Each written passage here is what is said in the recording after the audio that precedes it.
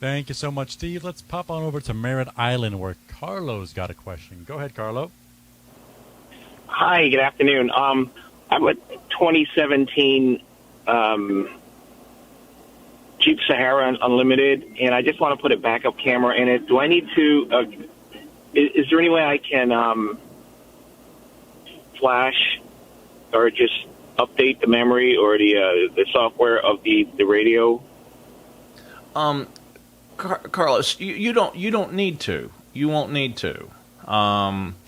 They make these kits for those that they actually consider them plug and play.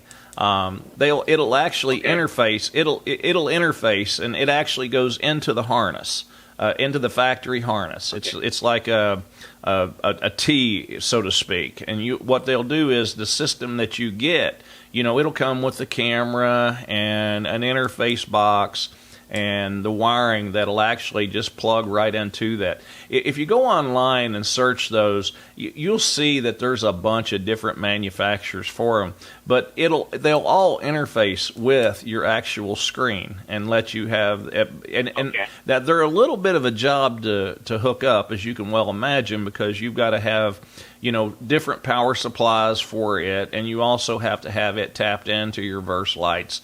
And most of those you're going to have to, usually what we do is we'll usually have to go in and cut and do some soldering in order to get them to where we're, so nothing will happen to them long term. Anybody can go in there and put some electrical tape on it, but that's not going to do it.